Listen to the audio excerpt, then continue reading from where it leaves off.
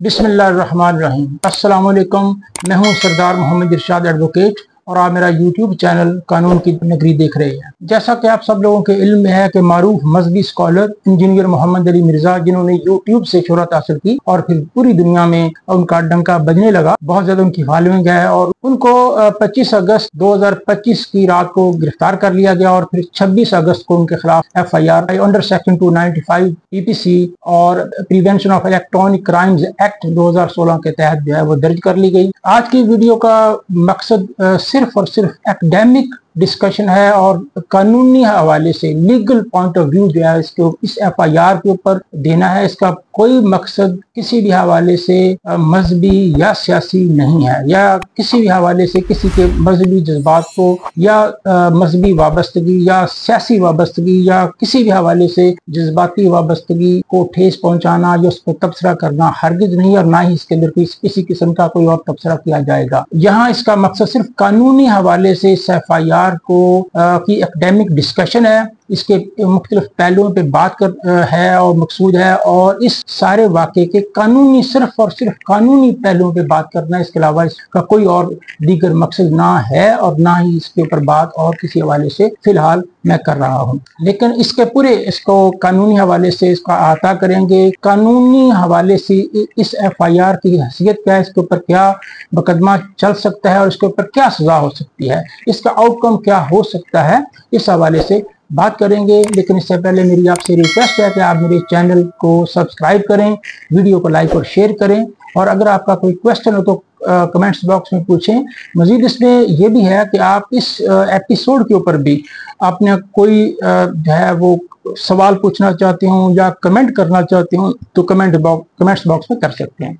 25 अगस्त 2025 की रात इंजीनियर मोहम्मद अली मिर्जा साहब को MPO के 3 MPO maintenance of public order के तहत जो है उन्हें अरेस्ट किया गया, और बाद में चूंकि बाज़ मजहबी हलकों के प्रेशर के ऊपर उनके मुतालबे के ऊपर 26 अगस्त 2025 को उनके ऊपर एक FIR under section 295C PPC जो है वो दर्ज कर ली गई, और साथ prevention of electronic crimes act जो है उसके ऊपर भी वो भी साथ लगाया गया। तो इसके ऊपर कानूनी पहलुओं पर बात करने से पहले थोड़ा सा इसका बैकग्राउंड और उसके ऊपर जो है वो मामला वो भी थोड़ा सा डिस्कस मैं करूंगा, इससे ज़्यादा नहीं। इसमें चूँकि एक मारूफ आलिम मजहबी रहनुमा जनाब डॉक्टर मोहम्मद आसिफ अशरफ जलाली साहब जो है, जिनकी अपनी भी बहुत बड़ी फॉलोइंग है, एक बहुत बड़े मसलक से उनका ताल्लुक है, बहुत काबिल एहतराम है, उन्होंने एक फतवा भी जारी किया इसके ऊपर, और उस फतवे की डिटेल में जाने की ज़रूरत नहीं है, सबको इल्म में है। और उसके ऊपर जो कुछ मजहबी, सिर्फ ये बताना ये मकसूद है कि दीगर जो मजहबी रहनुमा है उन्होंने इसके ऊपर कैसे रिएक्ट किया। उस पर मारूफ मजहबी स्कॉलर आलिम जनाब मुफ्ती तारक मसूद साहब, जिनकी अपनी बहुत बड़ी फॉलोइंग है, देवबंदी मसलक से उनका ताल्लुक है, उन्होंने इस फतवे से इत्फाक नहीं किया। उन्होंने इसके लिए बाकायदा एक वीडियो, सबसे पहले वीडियो पैगाम रिकॉर्ड करवाया, जैसे ही फतवा ये एक, तो उसके बाद उन्होंने अपने एक बयान में, रूटीन का उनका बयान था, उसके ऊपर भी उन्होंने इसके ऊपर तफसीली बात की और बताया कि इंजीनियर साहब से इख्तलाफात अपनी जगह और उनके बारे में जो वो उनकी राय है वो सब किसी से ढकी चुकी नहीं है, लेकिन ये इस मामले में उन्होंने कोई गुस्ताखी का मुर्तकिब वो नहीं हुए। अल्फाज का इधर उधर इस्तेमाल हो सकता है, उसके ऊपर बात हो सकती है, लेकिन उन्होंने इसके ऊपर जो भी अल्फाज इस्तेमाल किए वो बुनियादी तौर पे किसी दूसरा हवाला दे रहे हैं कि फला मजहब उनके बारे में, नबी पाक सल्लल्लाहु अलैहि वसल्लम के बारे में ये राय रखता है या जो भी।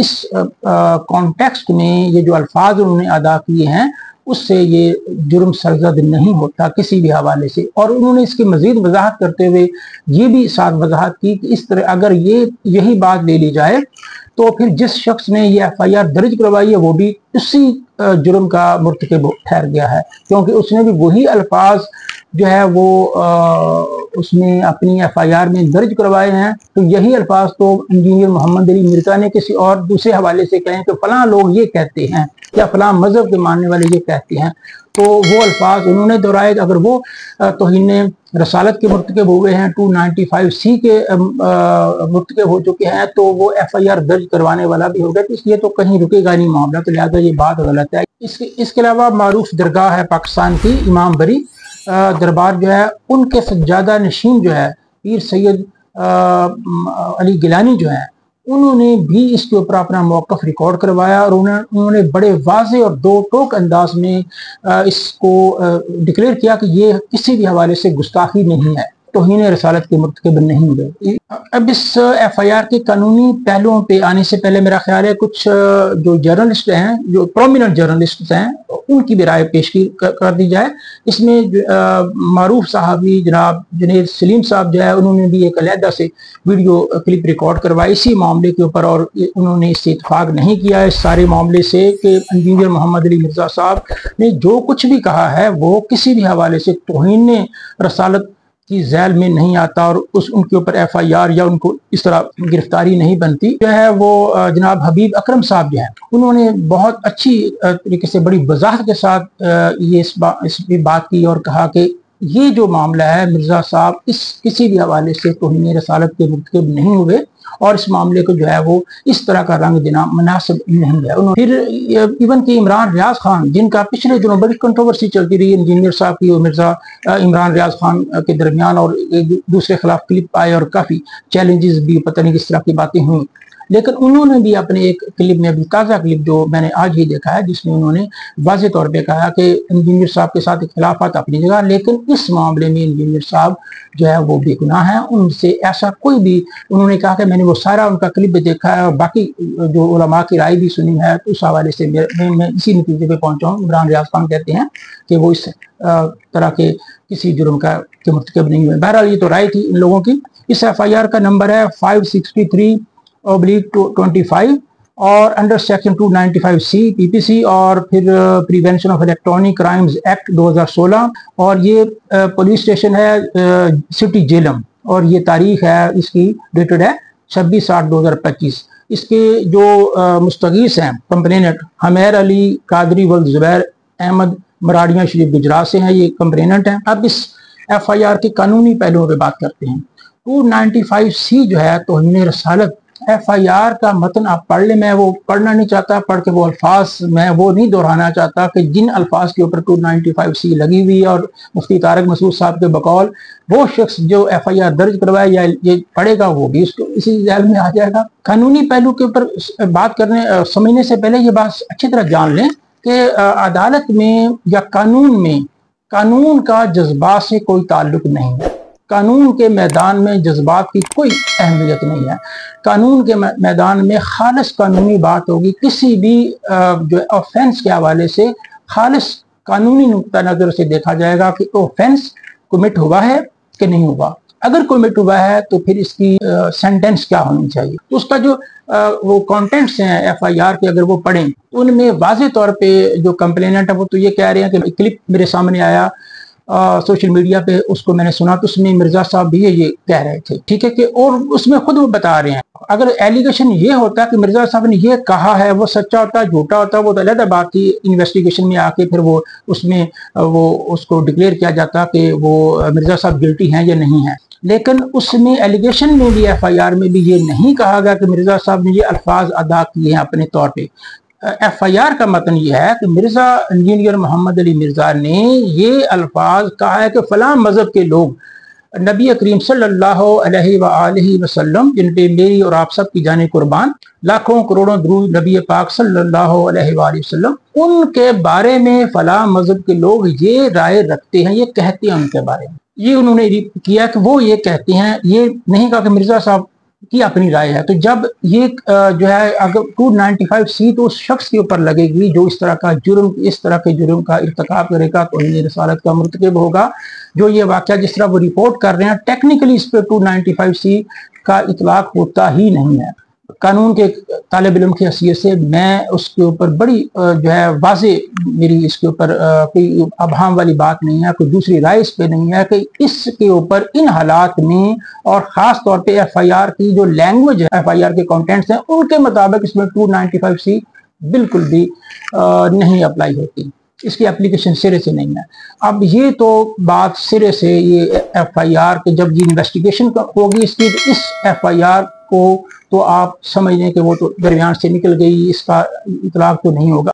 जब भी ये लीगल प्रोसीडिंग होगी, इसकी इन्वेस्टिगेशन होगी, तो ये बात तो फारिग हो जाएगी। ये तो इन्वेस्टिगेशन में ही बात निकल जानी है कि ये एप्लीकेबल ही नहीं है। जब ये एप्लीकेबल ही नहीं है, FIR का मुकद्दर क्या होगा, FIR जो है अखराज रिपोर्ट इसकी तैयार होगा और ये FIR खारिज हो जाएगी। इसका कोई फेट मैं किसी भी हवाले से नहीं देखता। अब लास्ट इसमें एक एस्पेक्ट जिसको मजहबी या सियासी या उस हवाले से नहीं लेना, ये भी सिर्फ कानूनी बहस है, एकेडमिक डिस्कशन के तौर पे कानून के तालिब इल्म की हैसियत से मैं इस पर अपनी राय दे रहा हूँ।